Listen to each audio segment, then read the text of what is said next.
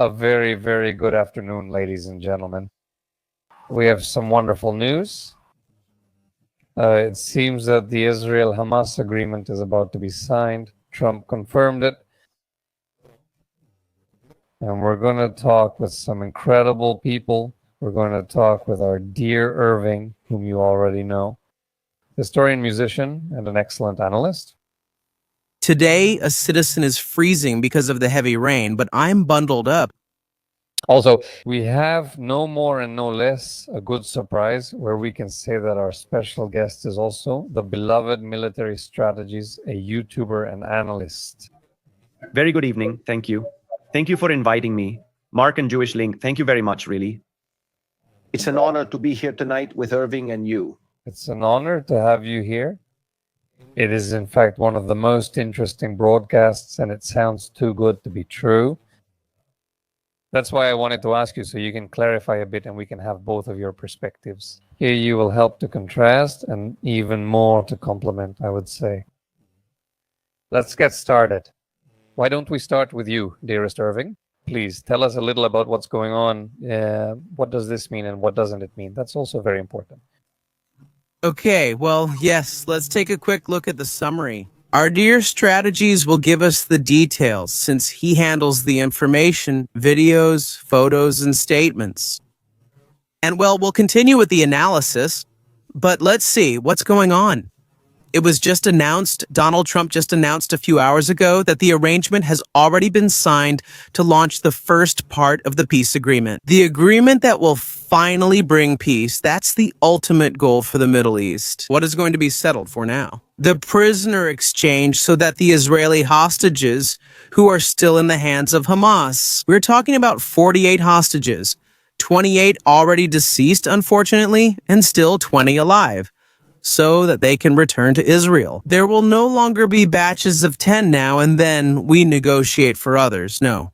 Starting from the signing of the agreement, which is expected in the next few hours, that is this Thursday, according to Middle Eastern time. From the moment the agreement is signed, the 72 hours start counting, so that all the living hostages are returned to Israel, as well as most of those who have already died. Still, maybe Hamas will be given a few more days, a couple more days, in case it's difficult to recover some of the bodies of those who have already died. But the living hostages, all of them have to return within the next 72 hours. So, we would be talking about this ending by Sunday or Monday. That is, all the hostages would already be released. In this case, Israel will pull back its troops to the line that both Israel and the United States proposed to Hamas. There was no notification of any request from Hamas to change this line. So Israel maintains its presence in more than 50% of Gaza's territory, creating a whole security containment to prevent future problems. And then the negotiation of the terms under which it will be carried out will continue. Isaac Shamash, thanks for the super sticker. I'm truly grateful, especially now when we're so optimistic. Hugs. They're going to start negotiating the procedure itself, because the fact, as far as we know, is not under question. It's going to happen. That is, the disarmament of Hamas, which will have to come later, and obviously their abandonment of power in the Gaza Strip, so that it can be rebuilt, with a new authority in which the terrorist group no longer has anything to do with it. So, for now, specifically, what we have right now is the announcement that the negotiation is starting, or rather that the negotiation is coming to an end. The treaty is signed and the release of the Israeli hostages begins. And obviously, what do we need to pay attention to? Well, we must not forget that Hamas is a wicked, deceitful group. I mean, we still can't be 100% sure. I mean, we will only be able to celebrate this once we have seen it actually happen. So, while on one hand, we can't think that Hamas couldn't do something irregular, something tricky, something crooked, and ruin what has already been announced. On the other hand, it should be emphasized, I've been telling you this for a while. Amir Ray, thank you also for your support. Thank you for your collaboration. We thank you very, very sincerely. Don't forget what I've been telling you for a while now. Hamas is in an unprecedented situation, under pressure like never before and without support from anywhere. It no longer has Iran. It no longer has Qatar. It no longer has Turkey. It had the symbolic support of the United Nations General Assembly, but it was symbolic. It had the support of Greta Thunberg's flotilla. That doesn't count. It's irrelevant and insignificant in the adult world or in real politics. Qatar, Turkey, and Iran are gone. Hamas is now alone. And I told you so. It was an unprecedented situation, and therefore, yes, we could expect unprecedented things to happen. So right now the signing is being announced so that the release of the hostages can begin, and let's hope this comes to a good conclusion around Sunday or Monday. Okay, thank you, dear Irving. I love the way you summarize all of this. It's quite a lot of information, and many people say that this conflict is already over, but obviously that's not what we're seeing. So we're just seeing confirmation from Trump about reaching an agreement. I mean, to be able to reach a common ground where the end of that war could finally be near. We send a big greeting to Luis Vasquez, and thank you so much for the support. In a memento, in a moment. I'll go back to that question, huh? Keep it there. Save it. Yes, there it is. Now let's discuss the rest of Turkey step by step. But since we have our dear military strategies here, I wanted to ask you, dear strategies, how do you see it? What are we not seeing? What are we missing? Does it sound too good to be true? We've been waiting for this for a long time. What do you see that we don't?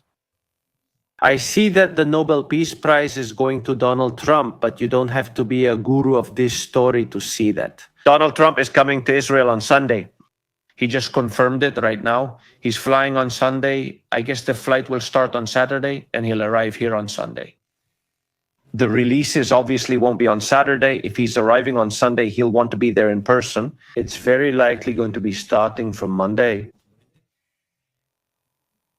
Is this optimistic? I mean, this is just a first phase. As Dr. Gattel just said, the key event in the first phase is the release of the hostages. We don't know if they will be the living or the dead or all together alive, definitely. Because this is what isn't clear. There are some points that aren't clear because they haven't wanted to share them with the public. I also think, I don't know if Dr. Gattel will agree with me on this topic. I think it's also because they don't want to put extra pressure on Hamas. In what sense? If Hamas announces today they'll surrender their weapons, release everyone, and admit they can't free Bahuti and a few others from prison, their operation is finished. On the other hand, if Hamas slowly rations the concessions it will have to make in order to survive, somehow it might be less painful for all its supporters. In fact, right now they're celebrating it in the Gaza Strip. Which means we could have a situation where we still don't know all the terms, but at first it seems to benefit Israel. But we'll have to read the fine print. This is like a contract. If it's been signed, the fine print has been read by Israel. And it has been accepted. That's the price to pay. October 7, there were failures. What happened? Happened. 2 years later, we're still at war. It was the only way out. Still, many things can happen in the first phase, and we didn't reach the second phase. Okay, it still feels like everything is up in the air, or am I wrong? No, of course, and everything is up in the air until the hostages are out. I mean, and we should never lose sight of the fact that Hamas is capable of doing anything. I repeat, they are under incredible pressure, and that probably does mean that they are finally going to surrender. But don't be surprised if they do the exact opposite. But anyway, I don't even want to imagine the situation because if they go off script and do what's not planned, what's not approved, I won't even tell you who's going to be involved. It would be an unbelievable mess. A person with a large orange pompadour. And obviously, Trump warned them. I mean, if this doesn't work, there's going to be a bloodbath, and nobody wants to see that. That's how he told them. They've been warned. That's the problem. Well, that's one of the big problems with Hamas. You really can never trust anything they say. We're seeing exactly the same thing. Even October 7th was a way to destroy a ceasefire that had existed before. So in this case, it doesn't seem like there's any sign of a different kind of movement for Hamas. Or is there something, dear strategies? Is there some kind of strategy that we're not seeing here? Wait, because we missed Almeida Mejia, Miriam Service, and Victor Rodriguez. Thank you for the support. Thank you for the collaborations. Really, we appreciate it very, very warmly. Thank you, my dear Sterving and our dear Paritelis. Thank you both very much. We also forgot Leonore, who was the very first before everyone else. Thank you so much, Leonore. You're absolutely right. Thanks. Dear strategies, is there any move that doesn't involve this? I mean, because one of the things that I also think has been seen in this war is that Israel's response is expected with a strong response. And by playing the victim or trying to victimize themselves, obviously as a consequence of the attack, once they have, let's say, everything to lose, that's when they look for this idea of victimization. How do you see it? The other day I got a flat tire. In fact, I've had a flat twice. What did they do?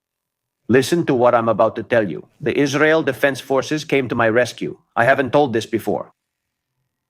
And well, in the end, they put a patch on the tire and told me, that will get you. Just enough time for you to get to the mechanic and change it. Drive slowly, don't brake too hard, go straight to the mechanic. What am I transporting this to? To the agreement on the table. Everyone, stay quiet. Don't push too much. We don't know how long this is going to last. But it's not forever. The change of leadership, the generational change of Hamas in the Gaza Strip has to come. After seeing what I've seen these last few days here in Israel, after visiting the southern area, the area of the Gaza Strip, it's clear that the future of Hamas doesn't involve staying there in any way, especially for the security of the state of Israel. I'm not saying it won't last ideologically, because it will, and it's something that's very deeply rooted throughout the whole area, in Judea, in Samaria, in Hamas, in Gaza, everywhere. Israel's security will continue to progress, progressively evolving toward a much greater state after what happened on October 7th. Bibi came out tonight and spoke. And in fact, now you're going to comment, Dr. Gattel, and you're probably going to show Netanyahu's statement. What did he say? He hasn't mentioned disarming, as he said before, either voluntarily or by force. Smotrich and Ben-Gvir haven't said anything yet, as far as I know. Maybe they're writing something tonight. I don't know. We'll check that now. Those are two important points to keep in mind in this story. Hamas hasn't clarified if it will disarm or have a major role in Gaza's future, though it recently addressed this. And let's say that the tone from everyone has been very measured, keeping their distance without throwing knives at each other. This doesn't mean that it won't happen later on. But right now, Israel's priority is they have to come home, and from there, we'll take the next step. Israel isn't thinking in terms of years. They're not thinking in months.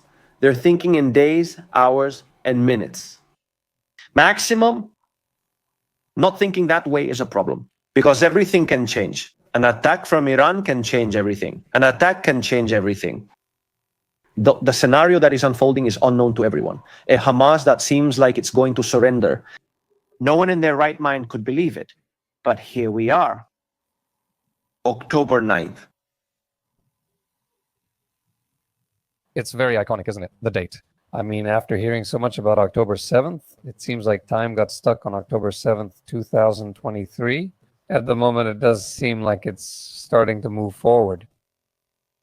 Or how do you all feel about it? Mark, Dr. Gattel, October 7, 2023 is the beginning. For several days, Israel fought terrorists on its own territory. Let no one forget, there were infiltrations across the country, and October 7 lasted several days. It wasn't just one day that it took Israel to regain control of its territory, to take control of its country. This is impressive. How many think it was a false flag attack until today? This Well, the flag has cost many lives. not only has it cost many lives, but also the price that was paid with the image of Israel with all the sense of security that existed before. And afterwards, the worldwide anti Semitism, the attacks that followed, not just with what Hamas was, but even with Hezbollah, with the whole issue of Iran, which everyone knew that war was coming, but it was by no means a cheap price to pay. Over the past 2 years, many have suggested that Israel lost the war as soon as the October 7th attack began. And to a certain extent, in the media war, the theory still persists in many outlets and among many influential people who say that, interestingly, we won't be able to go back to the perception that people had of Judaism and Jews before October 7th, which is immense. Dearest Daisy Herrera, thank you very, very much. But in this case, we would like you to tell us, dearest Irving, how do you see all of this? Do you think in the end it will work out? Because it's said that they have 72 hours to finish the different phases. Right now, it was the first phase of the plan. I'm going to share exactly Donald Trump's tweet where it says here, I'm proud to announce that Israel and Hamas have agreed to the first phase of our peace plan, which will soon free all hostages. Israel will withdraw its troops to the previously agreed line, aiming for strong, lasting peace. Let's hope it's eternal. All parties will be treated fairly. This is a great day for the Arab Muslim world. Yes, but here they specifically talk about the first phase of peace.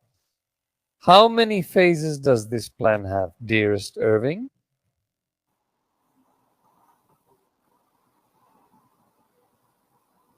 I don't know if you can see me. Let's see, Mark. I didn't hear you. I don't know if you froze or I froze, but I didn't hear you. It's possible that I froze. I'll say it again. How many phases does Trump's plan have? All right, basically, there are 3 phases. The first one has to do with prisoner exchanges. Well, yes, some Hamas prisoners will be released, although Netanyahu has been adamant that they will not release members of the front who participated in the October 7, 2023 terrorist attack. They also won't release major figures like Marwan Barghouti. But, well, there is an exchange. That's the first phase. The second phase is the disarmament of Hamas and their surrender as a terrorist group. That is their disarmament and their abandonment of power in Gaza. And the third phase, of course, is reconstruction. It's everything that has to do with the reconstruction phase.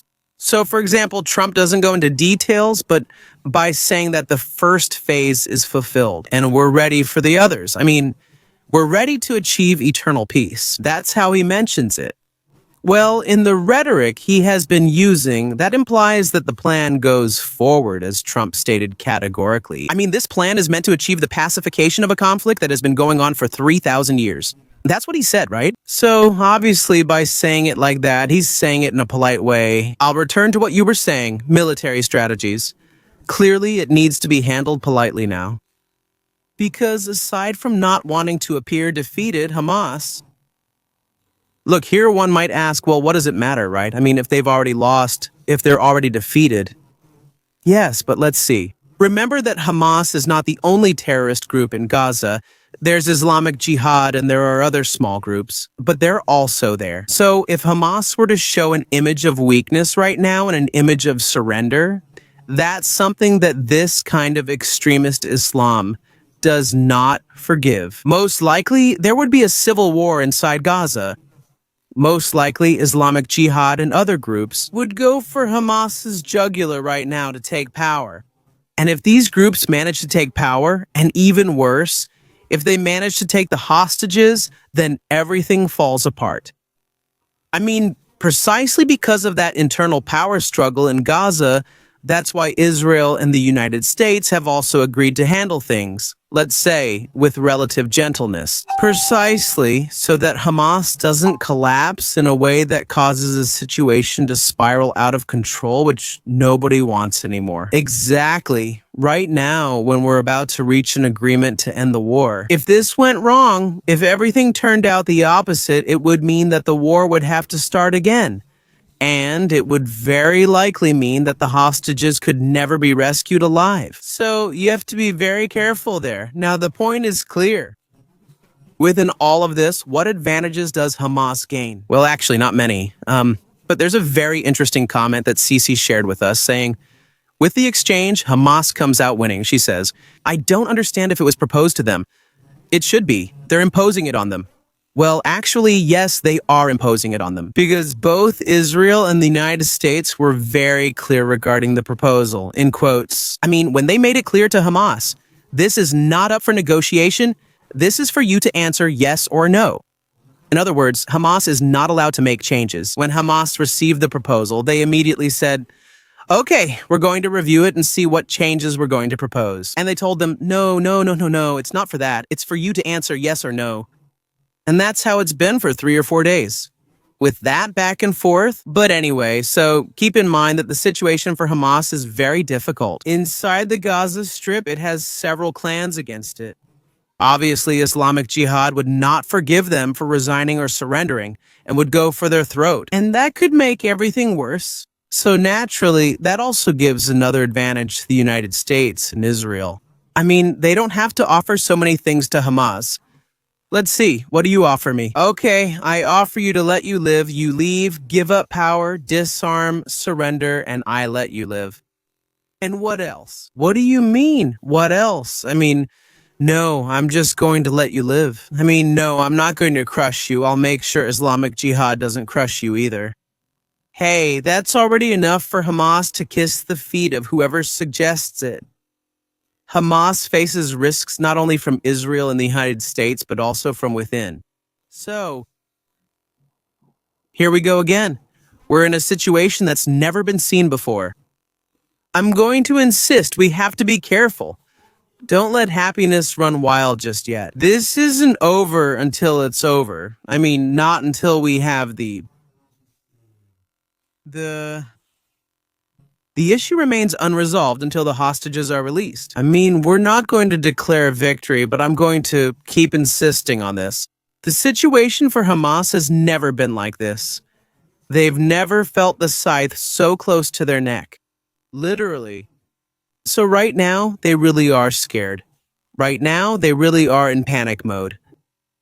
Because the whole strategy of Hamas since October 7th, since the coordination with Iran, since the role Hezbollah had to play, since those initial stages of the conflict, and then throughout all this time, the role Macron had to play as a useful fool in Europe, the role Francesca Albanese had to play, the role Borrell, the Spaniard Borrell had to play, the role he had to play.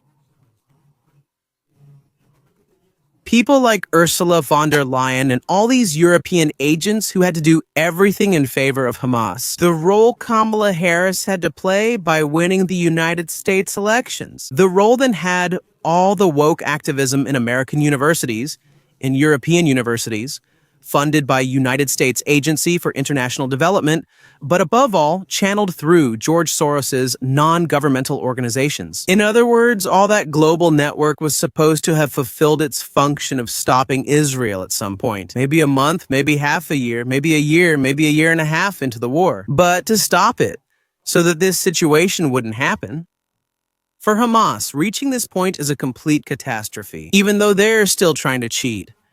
Even though they're trying to play illegally, the fact that they had to reach this point already and make the statement they did right now. I'm going to ask my dear military strategies to read to us verbatim so we can hear exactly the statement made by Hamas and the statement made by Netanyahu. The fact that it has come to this is not just bad news for Hamas, it's terrible. Plain and simple, it's terrible. So everything has changed in these 2 years. The situation is completely different. And the problem is that Hamas, it's now clear it has nothing left to hold on to. So pay attention to that. Okay.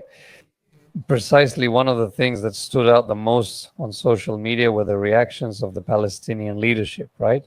Hamas leadership isn't Palestinian leadership. But here you can see, up to a certain point, something contradictory. It seems like they're obeying, but at the same time, it seems like they're calmer. It's It's kind of weird to see these kinds of photos, and they're not, they're not the only ones. But here we have another one. Dear Strategies. Wait for me there. What we have here are the Qataris, the Turks, and the Israelis. Exactly, and it really shows here a kind of happiness you can already see. To a certain extent, they already wanted the war to end. It's really, really impressive to see these kinds of reactions. Each one is different, but up until now, they're still singing. I mean, you can see that many are already singing victory. And as you said, Irving, we're not there yet. We also have our dear Donald Trump, who at the moment he found out, made the statement that we're going to share next.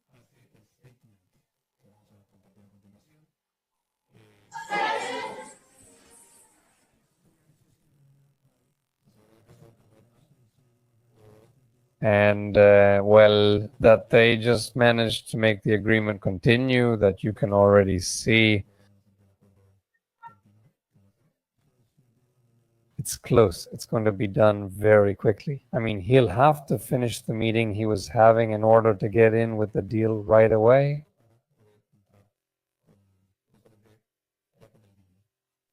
I would love that. Yes, please. Dear Strategies, could you tell us a little about Netanyahu's reactions? And also, what would you prefer, Irving, about Hamas? I mean, the leaders of Hamas or the ones from Qatar?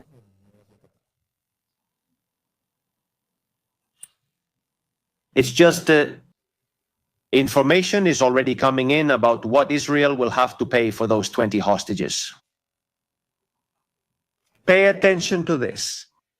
According to what's being leaked, 2,000 Palestinian prisoners would be released this Monday.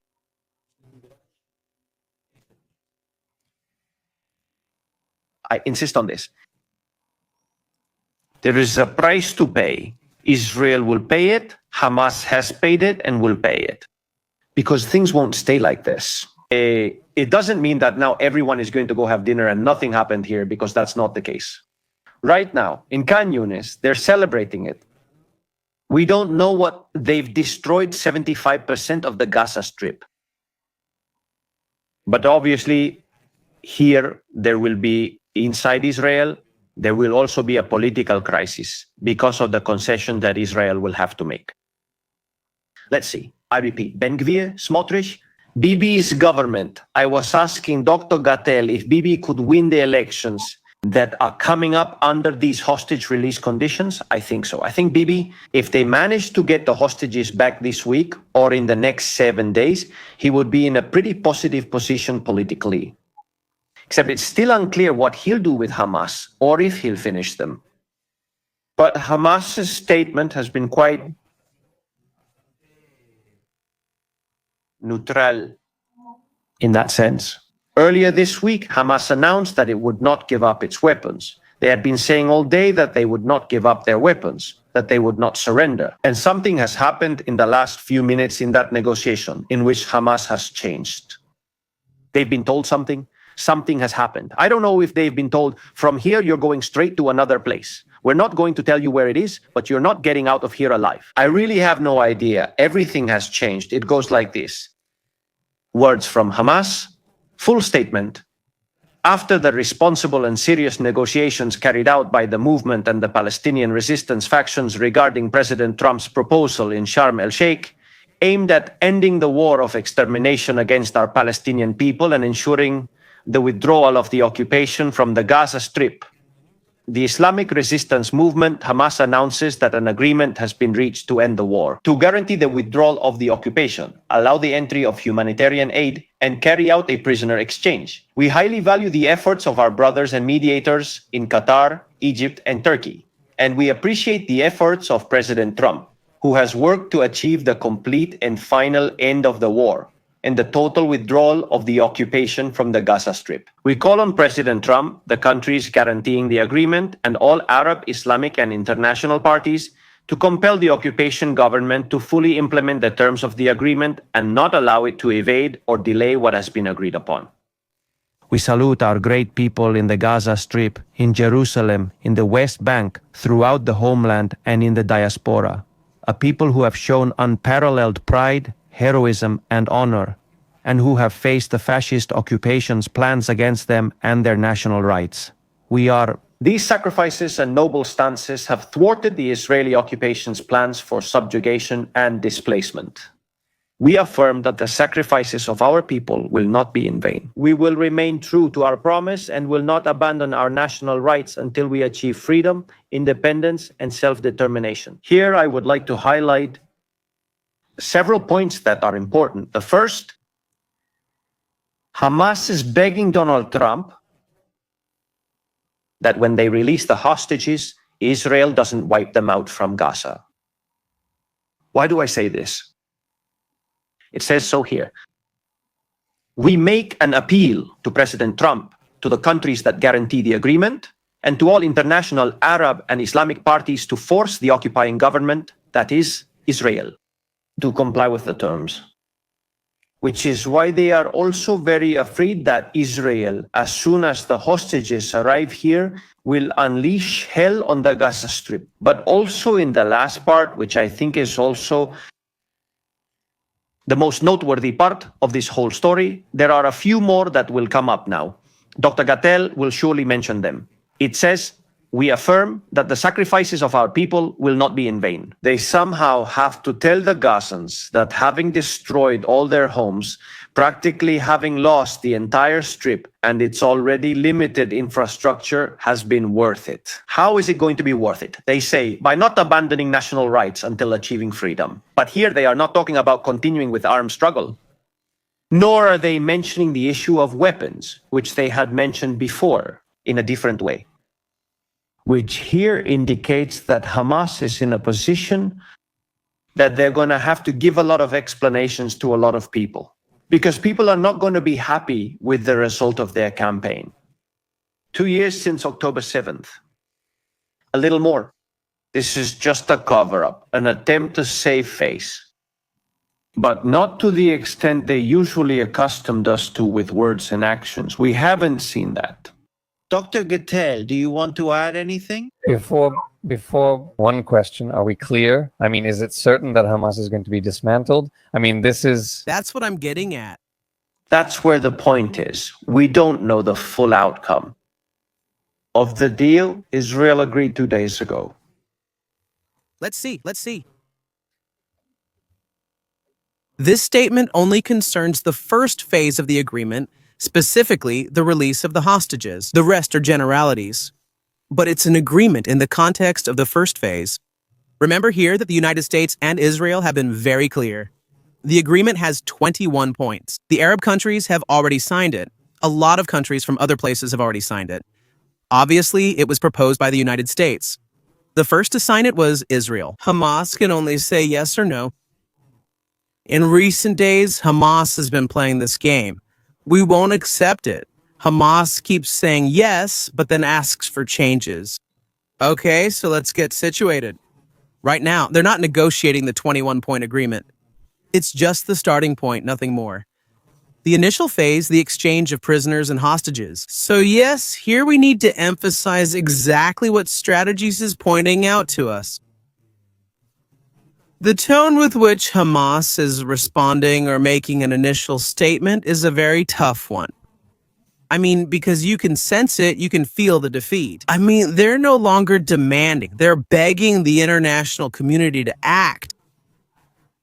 They're no longer bringing up any matters where they make decisions or take initiatives. Strategies made an important point. We asked President Trump to please ensure that, they're already in begging mode. And they're not saying they're going to continue as an armed resistance. They're not even saying they're going to stay in power.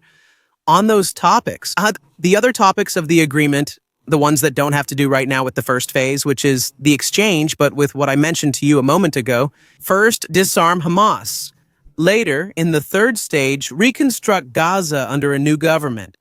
Everything that is mentioned regarding those topics, this statement does so in an ambiguous way, in a neutral way, That was the term strategies used, and it's completely correct. It's like pretending to mention it, but without actually saying anything important. And more importantly, nothing that goes against what is stated in the agreement, what is signed by the United States, Israel, and the Arab countries. So it's a statement from Hamas, very sly. But now what I want is for you to connect the dots. Connect them, because then Israel is agreeing to release 2,000 prisoners. Let's see, Israel right now has in Israeli prisons, I have no idea. It must have around 20,000 Palestinian prisoners, between 15 and 20,000 Palestinian prisoners. Why? Because for 2 years it has been capturing and capturing and capturing and capturing and capturing, both in Gaza and in the West Bank. So many of the Palestinian prisoners who were released in previous exchanges have already died. They've already been eliminated. Others have been recaptured. Israel currently possesses human capital in that sense. Sorry to put it so bluntly, but that's the reality. They have a large amount of human capital to negotiate with. I mean, if they're told they have to hand over 2,000 prisoners, Israel can take 2,000 people from the prisoners who aren't there for really serious reasons. I mean, if it were just 2,000, Israel would have to decide. None would have to serve a life sentence since many Palestinian prisoners in Israel aren't serving life sentences. But they have to make that concession, not because it's the way to convince Hamas to release the hostages. No, look, Hamas was forced by the war, the only language they understand. They must make that concession so Hamas can go to the Palestinian population and present a success and be able to stay in charge of everything. Because if Hamas doesn't stay in charge of everything, phases 2 and 3 of the agreement won't be carried out. Of the plan. I mean, what I was telling you a while ago, if Islamic Jihad overthrows Hamas or replaces it, or if all of Gaza rises up and says, Hamas doesn't represent us, we won't listen to them, then phases 2 and 3 don't occur. War breaks out again. And in one of those cases, who knows if even phase 1 occurs. So that's why it's important right now that Hamas has already surrendered. I mean, everything points to Hamas having already surrendered. We can see it in the tone of this statement. It's important, it's essential that Hamas remains at the head of the Palestinian resistance. Because if there are changes, everything could be ruined. It turns out worse.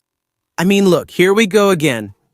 I want you to always keep in mind that these things about war are not simple. It's not just I'm stronger, I crush and defeat you. No. It's difficult, which is why I always recommend following Guillermo Laferriere on this. When he explains wars in the end, in that final stretch, they're not won on the battlefield. They're won in political negotiation, and you have to know how to do it. What is complicated? Excuse me, Mark. What is cunning? You have to be cunning. Sometimes the strongest one doesn't win, the smartest one does. The one who knows how to negotiate better. The one who knows how to negotiate better. The stronger and smarter, so it's an advantage. Of course, this is an advantage. I mean, he's right even if nobody likes it. Right now, today, the worst evil in the Gaza Strip isn't even Hamas itself. There are 300 jihadist groups involved there, which could be even worse than Hamas. The population is deeply radicalized, as shown on October 7th and since.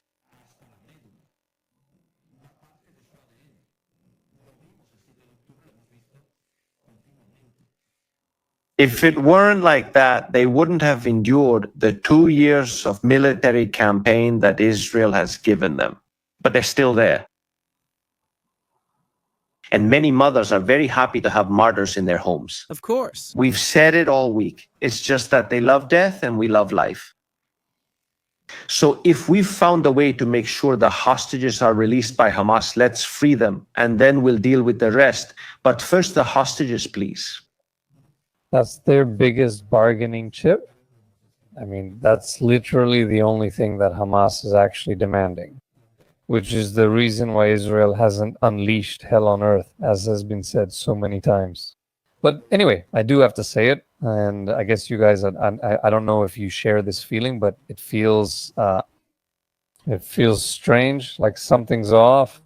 I mean, the idea of first saying we're not going to give in to anything regarding Hamas, now we're already talking about 2,000 prisoners. On the other hand, there's also this idea that we have to be able to negotiate with them. And at the same time, I think you're absolutely right, as Irving says, where the idea of keeping Hamas alive is a strategy that's going to help not just with ending the war, but it's going to help everyone involved.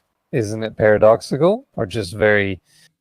it's ironic that you actually have to keep this terrorist group in power and alive in order to make sure the situation doesn't end up even worse. But look, that's another advantage. We're only now seeing these things because we've gotten there, right? That has another benefit, which I already mentioned. Suddenly, the point is no longer telling Hamas, I'm going to spare your life, but rather I'm going to save you from those who are going to want to cut off your head in your own territory. Hamas knows the Israeli army is civilized while Palestinian extremists represent complete barbarism. I mean, I can bet you that no member of Hamas wants to die at the hands of the other extremist factions, but I can bet you that. Good point, Dr. Gattil. It could even create a power vacuum. I mean, the idea that Hamas wouldn't be there. This scenario that military strategies describe to us, that there are more than 300 groups. So how have they been kept under control? By Hamas. Because Hamas is stronger. They're more radical but lack Hamas's size, strength, and funding. But look then, if Israel crushes Hamas right now at this critical point, won't things get really messy there? Impressive. Strategies said it, and that's right. Let's see. First the hostages, then disarmament, and finally reconstruction. Hopefully all three steps happen, right? But if they're not going to be fulfilled, first the hostages, and then if we have to go back and blow everything up again, well, then that's what we'll do. But without that pressure or blackmail, hopefully, and hopefully for the Palestinians, because otherwise they could suffer internally, even facing civil war. This is a lesson that we Jews have to be very clear about. I mean, what made us collapse before the Romans in the year 70? Obviously, when Rome was besieging us and we were at a total disadvantage, we made the unfortunate mistake of starting a civil war among ourselves. And the Talmud says it very clearly. That is, the destruction of Jerusalem and the temple was because of the division among the Jews. But, well, beyond that moral lesson that the Talmud takes, what's interesting here is the sociological lesson. That is, a group already under siege, already defeated, and already without alternatives, can fracture and can start an internal conflict. So you have to keep that still tight, held together in one piece, at least until the hostages are released. Afterwards, we can improvise. Now, just one thing, strategies. Wait, I want to ask. The fact that they have 2,000 people, wouldn't that actually mean we're just giving them the fighters they were missing? I mean, the ones they were already lacking before? Dearest strategies? Before finishing this and answering your question, which is a very good one, because everyone has in mind what happened with Sinwar when he was released. That's exactly the point that a single person like Sinwar managed to carry out October 7th. Obviously, there was more to it, but the leadership... Let me share this, since we've already experienced it.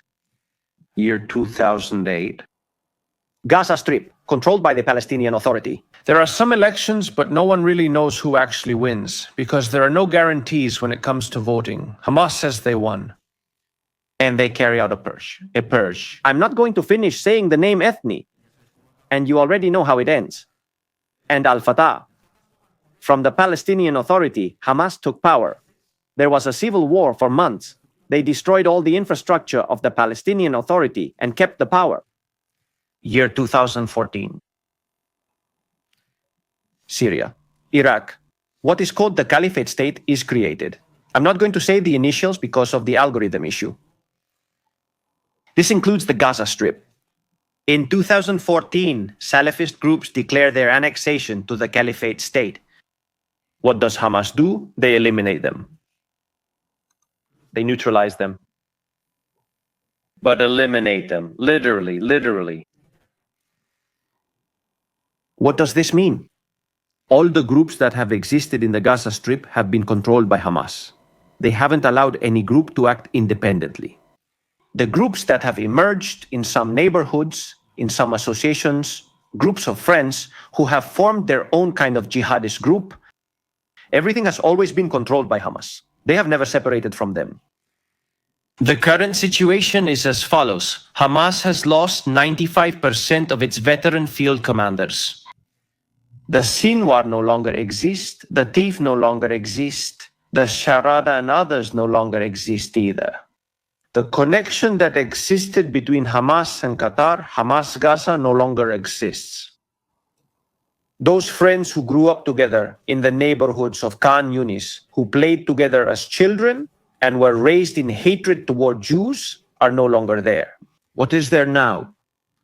A new generation of young men. In fact, the commander of Rafia from the southern Gaza command, I don't know if he's even over 25. When I saw the photo, I was amazed. They're young people. They have their own aspirations, their own desires to grow within the holy war and the jihad. And that's completely outside the action plan of Hamas Qatar. Some guys already over 50 years old who live very well know when to stir up the hornet's nest to make noise and know when to calm it down. On the other hand, the young members of Hamas, they don't see beyond what's in front of them. They want to finish things and they want blood, a lot of blood. And that's what Sinwar gave them on October 7th. Sinwar, on October 7th, launched the attack, also backed by Iran, so that the Abraham Accords wouldn't be signed. It's because it has a young, very radicalized group that was demanding a strong action against Israel. And that's exactly what's happening now. Many have died in this war, but over 30,000 remain in the Gaza Strip. So if Hamas, Qatar keeps making this war go on, they're going to lose total control over those who are in the Gaza Strip. They're going to become autonomous and much more volatile and unpredictable within the organization. I think that was the point I wanted to make about this topic. And remind me of the question, Mark. First of all, thank you for that clarification. The question was, these 2,000 prisoners who are being returned, the 2,000 terrorists, couldn't they rearm Hamas after it has already been decimated? Yes, definitely. Those who are going to be released will be, because Hamas has submitted a list. They wanted people from Nukba. They wanted very select people, precisely to try to balance the classics. That is, veteran members deeply attached to the organization and newcomers who just arrived. Yes, that's true. That risk factor is there. That factor exists. They are going to release potential killing machines because that's what they are. But Israel has grown in one thing, its intelligence capability. If Israel, when this is over, starts settling scores, as it is doing in Lebanon, as it is doing in other places, we can feel more at ease, but the risk will always remain. There will always be a Sinwar, there will always be a Dave, there will always be a Barghouti. That will always be there, but they don't have to have been in prison. I mean, someone in the Gaza Strip doesn't have to have been in prison to go out and carry out on October 7th. The people who already live there, I mean, there are people who are already part of it in Judea, in Samaria, in Gaza, abroad, are capable of carrying out on October 7th. It's also not necessary for a leader who has been in prison and had too much time to think things through coldly. How to take revenge on Israel. The risk will always be there. This has existed since 1948. Terrorism will continue because this will persist. But Israel, I think now it will really take measures so that there won't be any jihadist training camps in Gaza. As soon as the presence of any summer excursion of guys with rifles, trucks, and rocket launchers is detected, they will wipe them out directly. And that's a change. It's also a generational change within Israel. The army has had to change. It has had to adapt to this whole situation.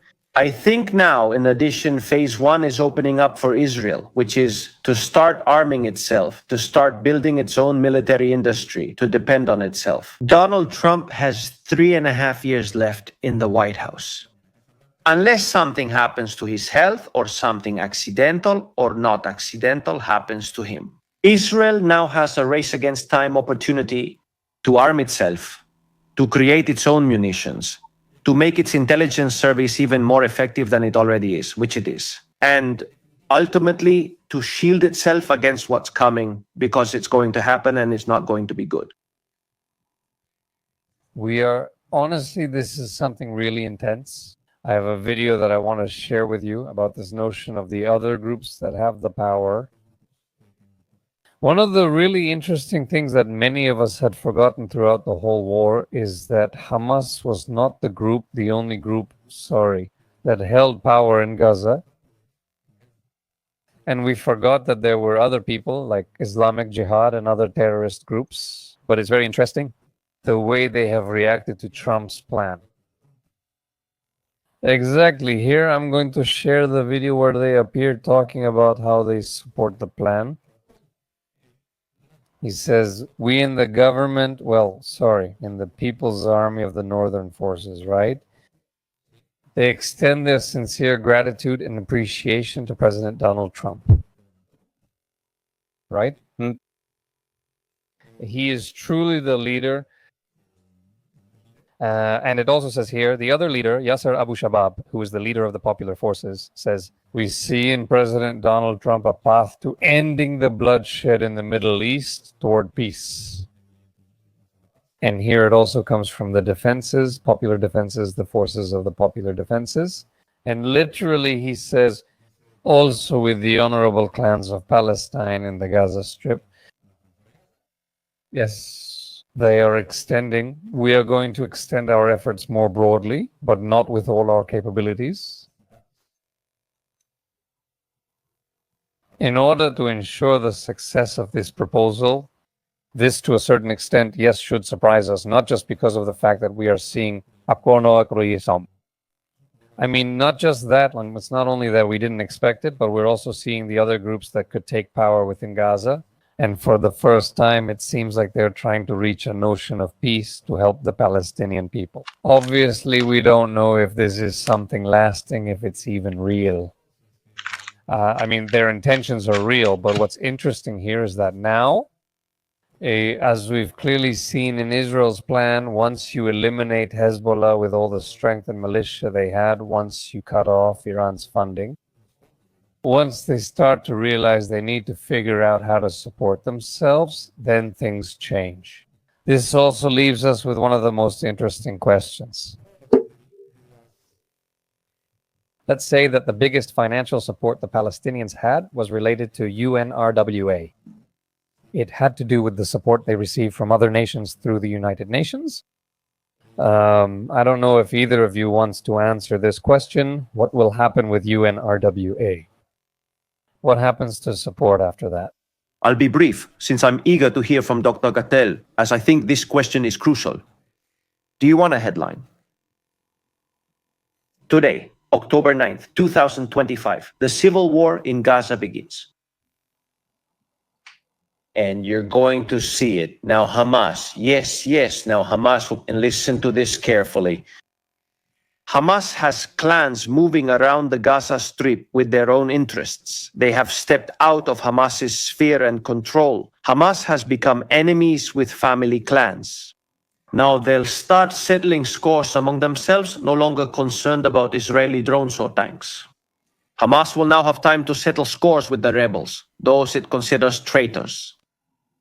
Hamas will now have to impose a law of force and very high violence within the Gaza Strip, those family clans that have armed themselves. You'll be amazed by what's coming in the Gaza Strip. Maybe Israel won't even need to destroy it, because there's currently a civil war there, and this is only going to make it worse. That sounds a bit tough and difficult for Trump's plan, doesn't it? Of making the Gaza Riviera and this whole idea he had of economically activating the Gaza Strip. And obviously, not just for Trump's plan and also for Israel, but also for the Palestinians themselves.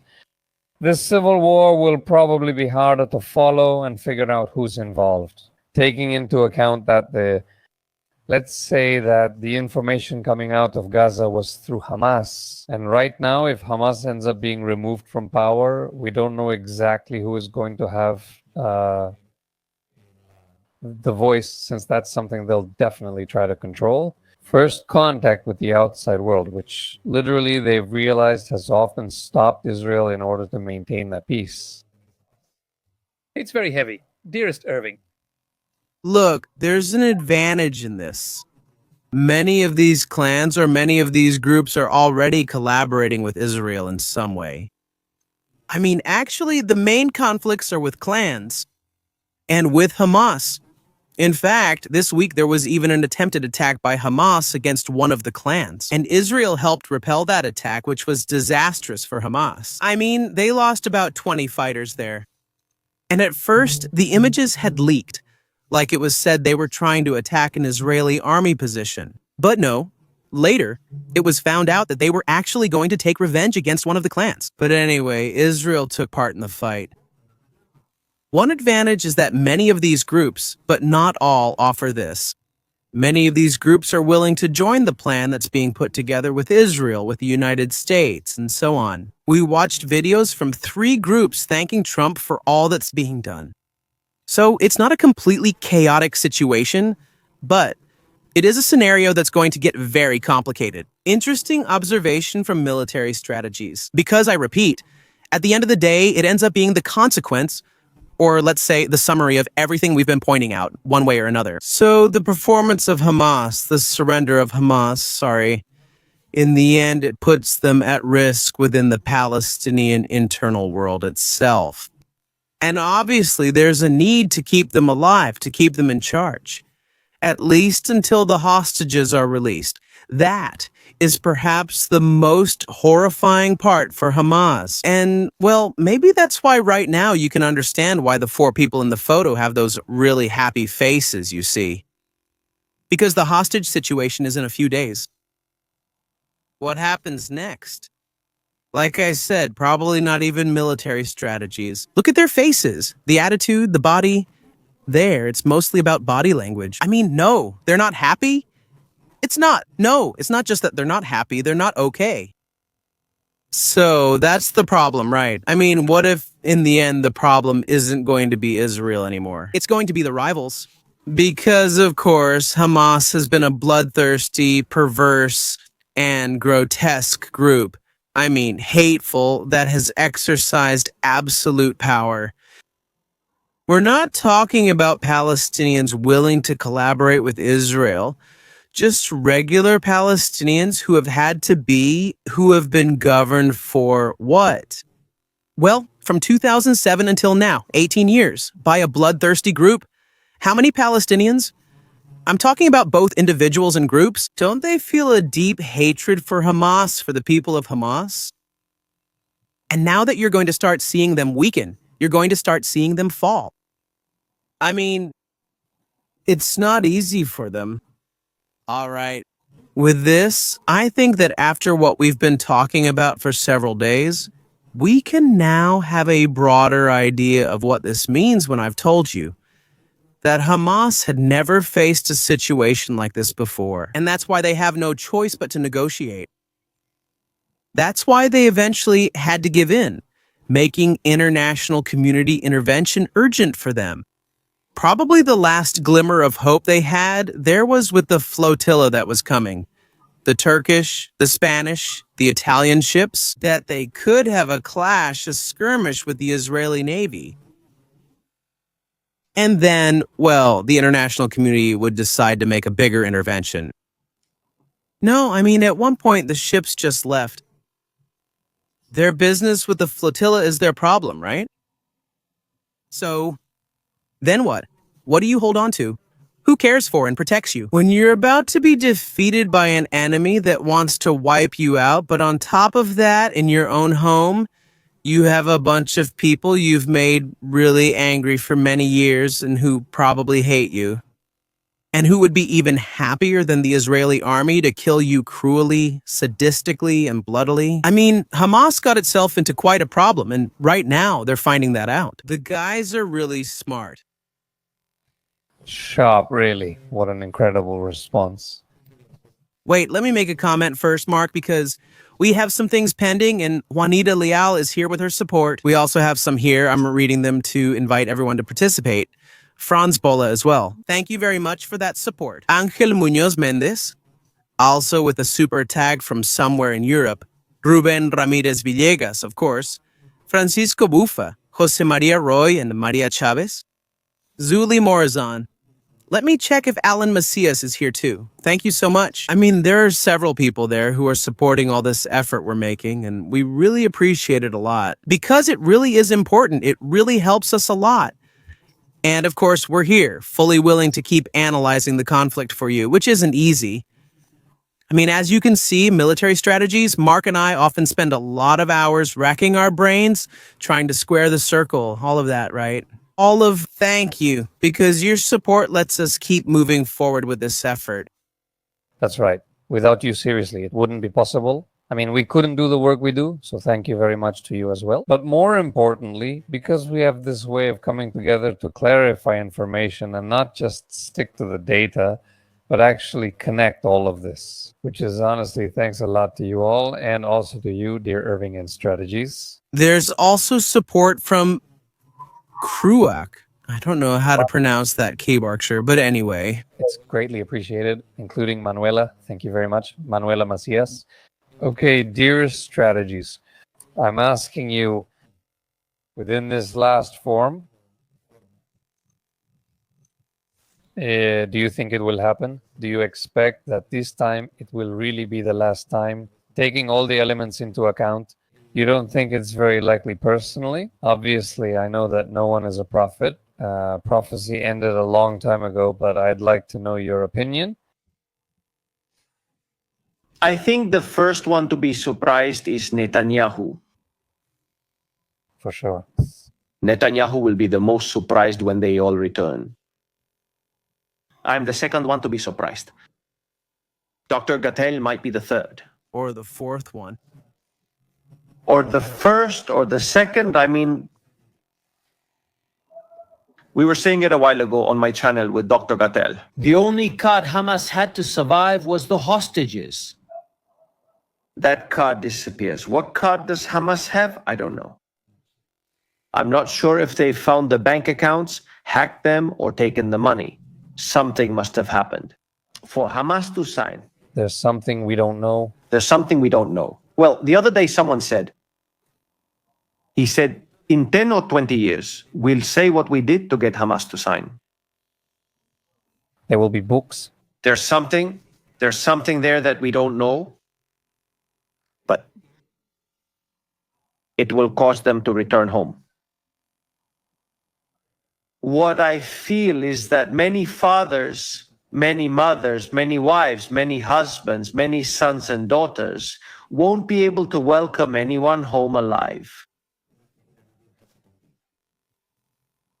2 years ago, more than 1,200 people murdered, broken families, children who have lost their parents. And please, let's not forget this. Let no one forget this. For those who are kidnapped to come back alive and not dead, it's magnificent, it's wonderful, it's the best, the most sublime thing that can happen. It's a miracle. Surviving 2 years in Gaza is a miracle. Let there be no doubt about this, but don't forget it. What happened 2 years ago? Why are we here? And we have to look. It must never happen again. It must never happen again in Israel. It must never happen again in Spain, in Europe, in the United States, anywhere, in any country in the world. This must never happen again. We'll see what happens on Monday. For now, today, supposedly at 12 noon Israeli time, we're going to have the signing here. For me, it's an honor to be in this country. I've been here for several days now. What I'm getting to know, I love. It's an incredible country. I think it's a country that has potential. Sublime. There are no limits for Israel because there just aren't any. I think it's developing, that it's truly, come on, it's becoming a powerhouse. Being such a small country. The only thing missing, I think, was the hostages' return. And to imagine the future. Uncertain. A united people can bring the hostages home. Uniting Israel, I think it needs to come together again. There's a part of Israel that isn't so united. I haven't fully understood what was happening in Gaza. Yes, it's true. I've noticed this as well. Some areas of the country feel normal while others do not. And we have to think, in those places where it seems like security doesn't exist, Areas such as Judea, Samaria, and Gaza, how will we ensure future security there? And from there, move forward. The ship of Israel keeps moving forward. And there's also something about this, Mark and Dr. Gattel, the anti-Semitism we've seen. What this will cause is that more Jews will come to live in Israel. That is, if the intention on October 7th was to get rid of as many Jews as possible and kick them out of here, we're sorry to tell you that's not going to happen. More will come, more will be born, and life here will go on. Under the state of Israel? Family, my head can't take it. It's 4:30. I'm going to rest since tomorrow will be tough. Today will be very interesting. Here, the time for the signing of the treaty is going to be here at 3 in the morning. So it also looks like we'll have an interesting night. We will switch sets to your strategies. See you around. Thank you so much for being here. Thank you for joining us. Thank you both. And thanks to Dr. Gattel for joining us on military strategies today. As you know, we move from place to place. We share the same concerns as everyone here, though I'm not sure how many, probably over 5,000. Thank you very much, really. I'm Israel Chai. What can we say? Hug, brothers. See you later. Same to you. Thank you for being here. Welcome. Marquez, Harry Cardoza, Raquel L., Elia Golder, Oralia, thank you for the support. Thank you very, very much. Okay, to continue, okay? Because we still have a little bit of time left. We're almost done, so we can make room for more events. There are actually several questions that need to be asked. What's going to happen with UNRWA? What's also going to happen with the indoctrination of civilians in Gaza? Are there ways to differentiate between people who actually want to have a government, some form of democracy, something that could help people, even if it's not democracy, something that helps people have a dignified life, to have honor in the way they live their lives? That still remains to be seen. What's also going to happen with all the support, all the money wasted on all the pro-Palestinian demonstrations? All the activists were there, moving around, even in these last few days. Greta Thunberg's flotilla. We'll see what happens next for Greta Thunberg, as she now needs more relevant activism or risks having nothing to eat. There are many, many things, but one of the things that also remains to be seen, which is one of the most relevant, has to do with pro-Palestinian propaganda. Once the first phase is over, we'll see how people keep repeating it. That, in fact, was one of the points you mentioned, Irving, in the last few times when we were already seeing the latest attacks against Hamas. One of the main theories you had that held up was this one. It was about how the same propaganda from recent years would be repeated with nothing new. And this kind of propaganda here, which we have, was the one Hamas had. They had the whole propaganda system with the same person doing the same kind of propaganda. Yes, this is something impressive because it's the same person. It's impressive. They've killed his baby about 27 times, right? That's correct. According to this, he always appears. He always has someone. He's always there. And no? And it's not just that. He also appeared in the civil war in Syria. Yeah, I mean, this character isn't just about the term. Hey, you have to know how to sell your services. Apparently, well, I don't think he knows anymore because now... Everything you're asking or mentioning really comes down to one concept.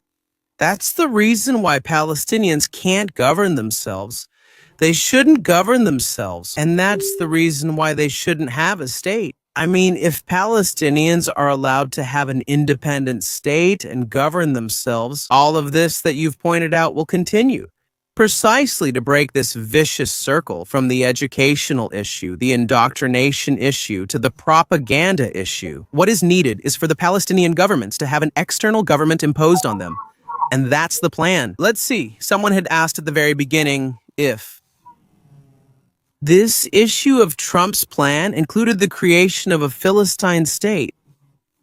They mentioned a Palestinian state, but Trump's plan does not create one. Netanyahu has firmly stated there will be no Palestinian state, arguing the conditions for one don't exist. On the contrary, what Trump's plan envisions is the formation of a government, a provisional government, which will be in charge of this entire transition phase during Reconstruction. It would be a government made up of Palestinian technocrats, and obviously by an international committee headed by Donald Trump himself and Tony Blair, who was the Prime Minister of England. Now, what does he mean by Palestinian technocrats? One thing that some analysts pointed out is that there is no technocracy in Palestine. What is technocracy? I mean, university graduates, for example, lawyers. Especially lawyers, since that's what has the most to do with these government matters. Graduates from fields. For example, where you study public institution management. The kind of degrees that are ideal for working in the public sector, in government. People who learn to manage or people who learn to run government institutions, management, leadership, and so on. These are the technocrats. Now, Palestine doesn't have technocrats because its university graduates are religious fanatics, since the universities were mainly run by clerics. So when they're talking about Palestinian technocrats, they're almost certainly referring to Palestinians who never lived in Palestine. Mostly these are Palestinians raised in England or the United States. And in England and the United States, they live a normal life as professionals. That is, they are not involved with Hamas or Hezbollah or Al-Fatah or any terrorist groups, but rather they are normal citizens in their countries. They are simply of Palestinian origin. So, most likely, they will turn to this type of people who have careers, who have an academic background that allows them to take charge of organizing a provisional government. But then we would no longer be talking about a state. We would be talking about an autonomous region administered by an international entity, where, of course, the main influence will be held by the Arab countries, but not a state governing itself. So all these things you were asking me about, this string of situations, are basically resolved with that. Don't give them a state. And for the love of God, for the love of the Palestinians, don't let them govern themselves. Ultimately, what you're suggesting is that their independence would work against them. They have actually been the most affected by their own... Gaza has been independent. Gaza has been de facto an independent country. I mean, it didn't have the status of a country, of a state in the United Nations, but it had borders. It governed itself. And strictly speaking, nobody interfered with them. I mean, they did whatever they wanted. They were an independent state. In practice, we've already seen what they do after being independent for 18 years. Okay, please don't do it again. Wow, that's way too intense. Now, I just want to say something. If you allow me, Irving. I just want to greet Dunieski Sanchez. Thank you for the support. Yes, thank you very much. Sorry, the information is so new and incredible. We really appreciate it. Now, Leah, thank you very, very much. There's something else that's important that I have to say. We forget, dearest audience, that the moments of transition between the wars we've studied, since I didn't live through World War II, I missed seeing the Berlin Wall fall. I mean, we've heard about these events as if they were definite events. One of the things I've learned from Irving in the courses he's taught us is that history doesn't end at a specific point. It's said the French Revolution has a before and after, but in reality, history doesn't split into separate moments. From here, modernity begins. From here, the Baroque starts, right? I mean, any of these eras, it's the same with historical events that have to do with conflicts and wars. When we talk, for example, about World War II, the Nuremberg trials, and all these notions that nowadays we already see as the past, it's important to understand they didn't happen overnight, but went through a transition period. This is the space in that period of transition according to what can be seen. And please tell me, Irving, if you see it that way or... Well, the only thing I would correct you on is that you didn't use our favorite example, which is the Precambrian Revolution. That's even more complicated, huh? Because there are no records, but... I don't know why it came out. I mean, we're actually not talking about anything related to it, but it occurred to me to mention the Precambrian Revolution. And obviously, Mark made the observation that I mean, in what sense was it a revolution? I mean, well, we already talked about how the climate conditions and biological conditions changed all over the planet. But, well, we're talking about a process that took millions of years, right? Obviously, calling it a revolution is just a way of speaking. Then we started imagining trilobites, little snails, and similar creatures with their red flags, right? Like that, holding demonstrations. That's what a lot of the historical narrative has emphasized. The idea is that a group faced unfair treatment and then rose up in response. So just like that, the king is overthrown and everything changes, right? Gentlemen, that's not what happened at all. I mean, the way history unfolds has a process that's organic.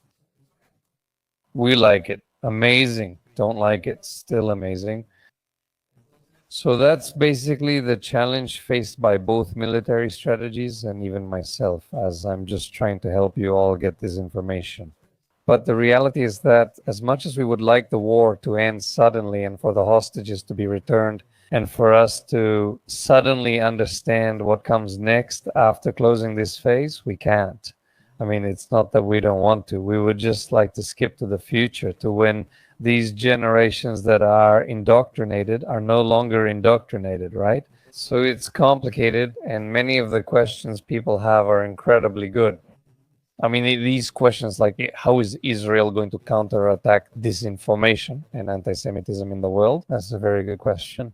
And honestly, I see that we're going to keep trying to raise awareness. I mean, honestly, one of the toughest battles I've seen and participated in, that I've seen and studied in practical cases, is defending Israel. I mean, this idea of having to defend emotional arguments that are unreal, and because they're false, you can't disprove them either, because you can't disprove something that doesn't exist.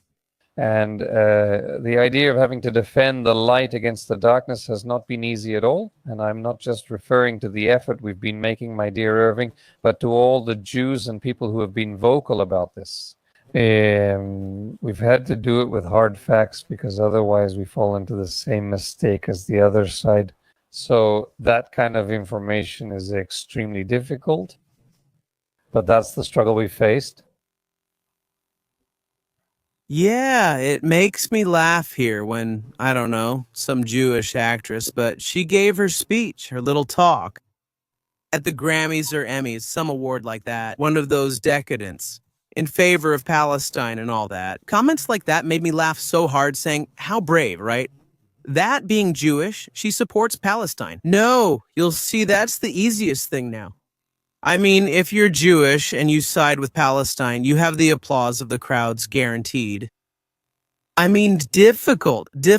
Stand here in the Zionist trench to defend Israel against all that misinformation. That really is difficult. That's really stressful. We're launching a campaign for Israel to adopt the Jewish ribbon as the Ministry of Information. Let's see if we can make it happen.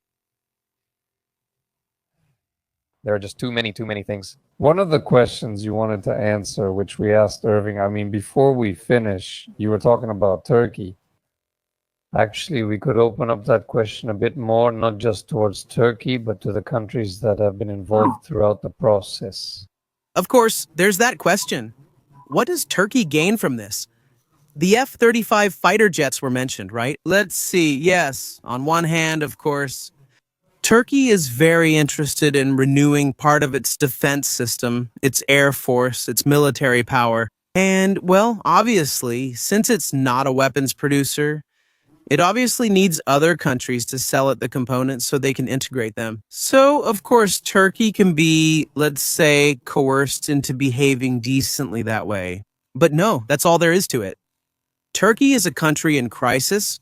It's a country that has been dragging a serious economic crisis for quite some time because Erdogan has been a rather inept ruler. So the inflation, the devaluation of the Turkish lira has been tremendous.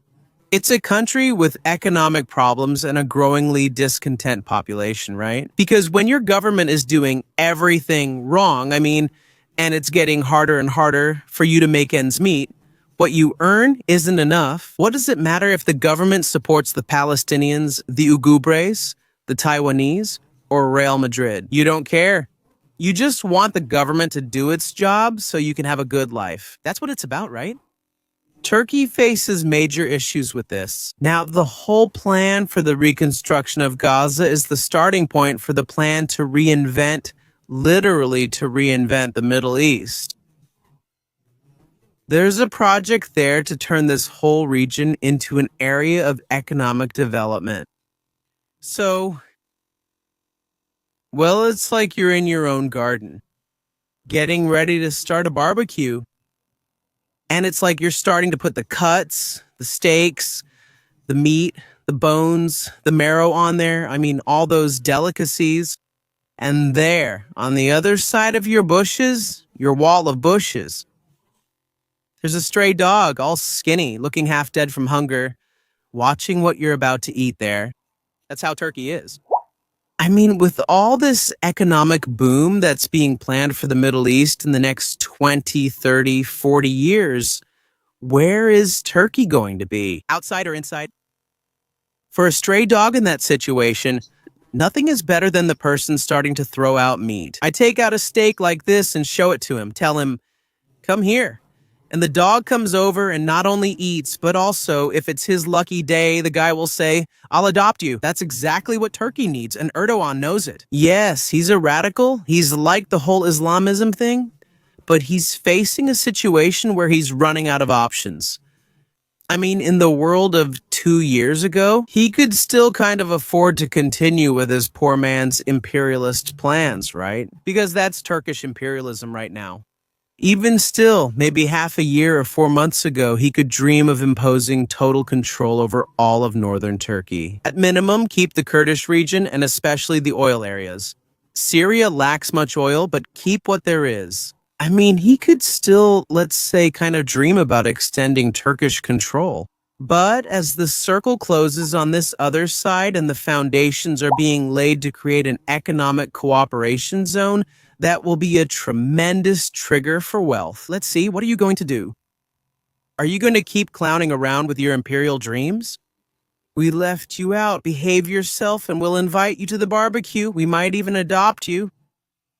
I mean, now that adopting puppies is trendy, right? So, Turkey, that's the dilemma it faces. Convincing Erdogan isn't easy since he's literally crazy, right?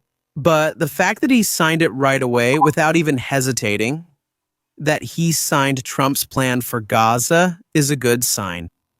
It's a good sign that Turkey, even though it's going to continue with its inflammatory rhetoric and saying nonsense in the media, we're not so worried about what they say as long as they behave decently. We're about to see it in Syria. And something that really caught my attention was a piece of news that probably went unnoticed yesterday, but it really stands out to me in this context because very intense fighting has resumed. The Islamist militias and the Kurds in northern Syria are going at it with everything. They really started going at it, and the Turkish Air Force did not intervene. Normally, the Turkish Air Force would have bombed the Kurds. It did not intervene. So it seems that something is starting to change there as well. It's also changing in Qatar now that we're talking about this. Al Jazeera about 8 or 9 days ago, a little over a week, Al Jazeera fired its entire management team. They changed it. Because they are already following the order given to them by Trump. In exchange for all this normalization, Trump established that Al Jazeera had to change its editorial line. And everyone in charge of news has pointed out that for the past 8 or 9 days, Al Jazeera has been covering the conflict in Gaza in a neutral way. They are no longer repeating that incendiary pro-Hamas, pro-Islamist rhetoric. So, I mean, if they're putting pressure on Qatar, which has money, to start making it change, just imagine what they'll do to Turkey. I mean, because it's not like you're at the barbecue. Inviting Qatar is like inviting the neighbor who had a barbecue yesterday, right? But inviting Turkey is like inviting the starving little dog that's outside, just licking its lips at the sights. Thanks for the examples, by the way. What can I say? Oh, I don't know. All of this sounds incredible. And honestly, I have the desire and I ask God, please, that they return the hostages on Monday. But to a certain extent, there are some things. I mean, like, it still feels strange. there are people who have, opinions in the chat, for example. It says, it seems like Hamas is buying time to rearm, right? Let me clarify this because it's interesting. It's a concept that comes up in many ways. In many possible ways. For example, this idea of buying time to rearm. In some way, it's equivalent to what we were saying about Yahya Sinwar a while ago, right? Releasing prisoners who could become another Sinwar. So, in the end, whatever is done right now allows the conditions to be created so that later on, the same crimes happening now or from 2 years ago can be repeated. This is a common concern. Yes, that's right. Obviously, I've had that concern myself for a long time as well, but I'm going to insist on a point that I repeat often, and it's good that I repeat it, especially because I apply it to different topics, like right now, for example, because sometimes it's not so easy to see everything as a whole. Here's what interests me, that you all begin integrating all the data. When I've told you that the situation has changed radically right now, I'm also referring to this. Right now, Hamas could be trying to buy time. Yes, that's true, but they can't rearm now. Who would rearm them, where, and how? Yes, they were receiving weapons with support from Turkey, Qatar, and Iran. Iran wants to do it, but can't now. They sent a shipment of weapons to terrorist groups in the West Bank and Israel, but it was intercepted and confiscated. Israel has destroyed countless arsenals, countless shipments, and countless local factories for them. Yes, Hamas may want to arm itself, but who is going to arm them? There's no one left. Remember, we're in a completely different situation now. On October 6, 2023, the world that existed on October 6, 2023 no longer exists. And obviously that changes the rules for Hamas. It definitely wants time. It definitely wants to rearm. It definitely wants to find another Sinwar. But the world is no longer the same. It's not the same anymore.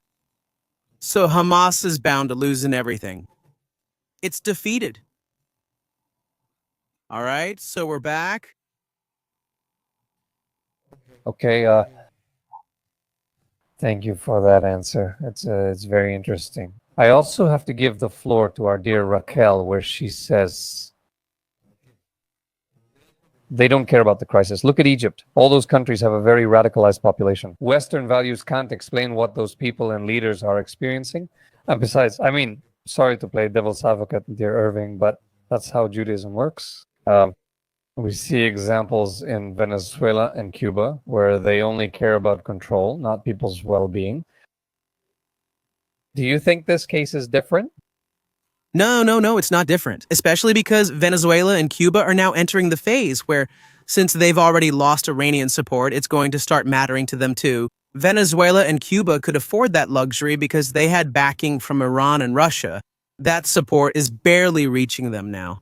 The one from Iran is gone. The one from Russia has been greatly reduced.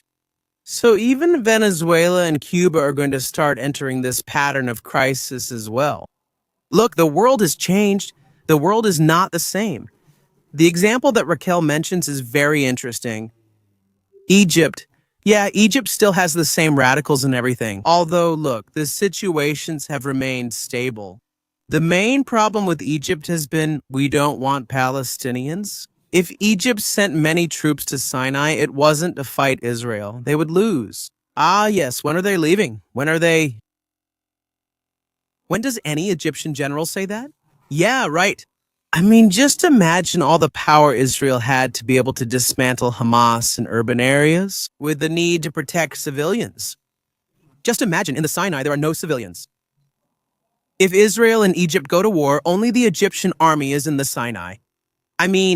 You drop bombs on them, those so-called tactical nuclear bombs, which aren't like the ones in Hiroshima, but are small bombs. But they have the power of a nuclear bomb, though they aren't nuclear bombs. But with that, you destroy tanks and troops and soldiers. It's an army, so it's legal. Plus, they declared war on you, so it's even less of a crime, right? No. And Egypt said it, I mean, we're prepared in case the Palestinians try a massive escape to Egypt. I mean, Egypt, all the arguments that Egypt has had with Israel in these 2 years have been on a spectrum that goes from one extreme.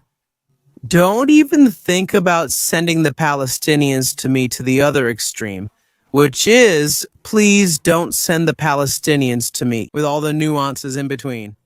But that's what it's been. Now, what's the difference? That Egypt, all things considered, with its radicals and whatever else, Egypt is in a relatively normal situation. I mean, of course, well, I don't know. I was going to say, except because they have a war right next to them. But they're not Arabs. They must be used to it. Unfortunately, that's how things are over there. Egypt has been in a normal situation. A neighboring conflict is what exacerbates and polarizes opinions. But Hamas, on the other hand, is in an unprecedented and extreme situation. Above all, extreme. They've reached the end of the alley. There's nowhere else to go. So obviously, the range of action that Egypt can have, and above all, the ability to make reasonable decisions, is much greater for the Egyptians than for Hamas.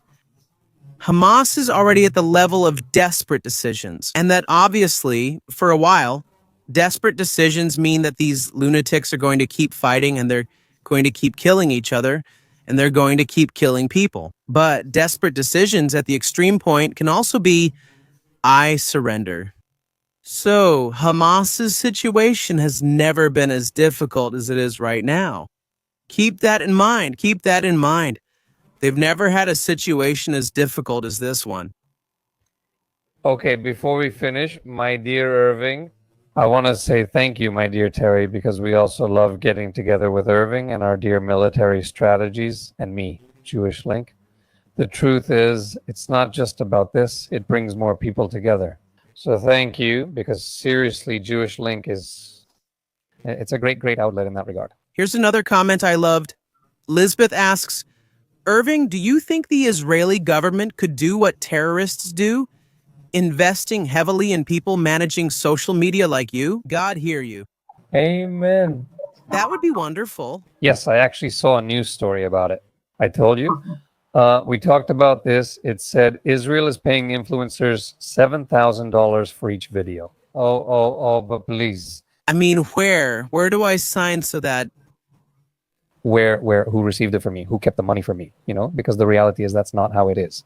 I mean, not at all. Israel, besides being, it's very strong in different ways. It's not spending that much on media. For example, the pro-Palestinian influencers. I mean, if you think about those who get paid, because they don't pay just anyone, they pay those who have a big media impact. But if some random guy gets paid $100 per video, that's a lot. They don't pay you more than that. No, obviously it's not real, but yeah, well, to finish, my dear Irving, I wanted to bring back our section, the anti-Semitic comment of the day. It's been a long time since we've done that. That's correct. Our comment is anti-Semitic, though it may not seem so at first. Because of people like Bibi Netanyahu, Ben Gvir, and Smotrich, the world hates Israel. The Jewish world needs to wake up from the brainwashing of radical Zionists. How can I explain it to you, dear Constanzo Drums? Terrible name, by the way, but please, Irving, would you like to? No, go ahead. I already know what I'm going to say. Okay. This type of person exactly tries to give half-truths. I mean, they try to slip in little things that people who aren't informed usually connect as a conspiracy theory, which has to do with this idea of radical Zionists. When they write Zionist with a Z, you already know perfectly well that you're talking about people who are pretty indoctrinated. And second, the fact that they believe Bibi Netanyahu, Ben Gvir, and Smotrich are the reason the world hates Israel means they're missing a lot of history. Anti-Semites who hate Israel don't do so for a reason. They hate us first, then seek justification for their hatred. This is a key point about anti-Semitism. It didn't begin when Bibi was born or took power. Instead, it goes back many more years. In fact, many more thousands of years. What's interesting is that, yes, I mean, maybe this person thinks he's the reason why they hate us, but the reality is that he's not. The hostages, male or female, didn't rely on Bibi Netanyahu, Ben Gvir, or Smotrich. Their main goal was to return the hostages. If it had been up to them, they would have brought them back much earlier. But it's impressive how the notion of responsibility is one of the things that all these pro-Palestinian activists just don't get. It's shocking that the terrorists filmed the October 7th videos themselves and now claim there will be more attacks on the 8th and 9th of October. And the same terrorists are the ones shouting victory after being defeated and after saying they want to kill anyone, just like they did on October 7th, people who weren't Israeli, weren't Jewish, and yet they killed them. These pro-Palestinian people won't let them speak for themselves. If they listened, they'd at least support their right to independence. To be as disgusting as they have been these past years, it's impressive how they have to erase the voices of the Palestinians themselves in order to really defend something that can't be defended. These kinds of people are usually the ones who come and try to make us think that, strangely enough, the fact that Jews are attacked is simply our own fault. We, as if we could be the victims, deserve it. But the most interesting thing is that none of these people are willing to sit down and realize that their actions led us to where we are today. Thanks to you, the Palestinian people are much worse off than when this war started, and also, obviously, thanks to themselves. That would be my answer. I just wanted to say one thing. When the moderates were in power, the left, I mean the good guys, the hatred toward the Jewish people was the same. So don't come to me now saying that hatred toward the Jewish people just appeared. I mean, kid, we've been dealing with this for 1,800 years, systematically and all the time. Previously, we had handled this before, though in more isolated cases. So no, it's not because of the radical Zionists, as you call them, which is a category that only you believe in. But, I mean, I promise you it's not, and the problem is, it's just that you don't pay attention to what happens throughout history. So, first start studying. I recommend this whole encyclopedia to you. There are 10 small books. They aren't very big. You might find them in 3 volumes or so, but it's called History of Anti-Semitism by Leon Poliakov. A formidable analysis of the historical phenomenon of anti-Semitism, maybe very debatable when it comes to the causes, but at least as an account of what the evolution of the phenomenon of anti-Semitism has been. There it is. Or on Puentes y no Muros. You can take the History of Anti-Semitism course, which I taught. The course is recorded there. And there you can find out that this is nothing new. There's nothing interesting about it, nothing special. In Mexico, we say it's the same old thing, and you're missing information. That's all. I thought you were going to be more forceful than me. No, you did pretty well, Mark. Thank you very much. I think with this, we can start wrapping up. Ladies and gentlemen, thank you so much for being here with us. Thank you for your support. I want to do one last reading. It came from a question I got earlier in the program with military strategies. And, well, within that question, what we were talking about, it seemed... I want to think that everything that's happening was already written, because it seems like the prophet Jeremiah spoke about this moment. So, to finish my participation, I want to read a portion from the book of the prophet Jeremiah, which is in chapter 31, and it's from verse 10 to verse 17. What the prophet Jeremiah says is this: "Hear the word of the Lord, O nations, and make it known in the distant coastlands. He who scattered Israel will gather it and will watch over it as a shepherd watches over his flock. For the Lord redeemed Jacob and delivered him from a hand stronger than his own. They will come with joyful shouts on Zion's heights and run to the Lord's goodness, to the bread, to the wine, to the oil, and to the livestock of sheep and cattle.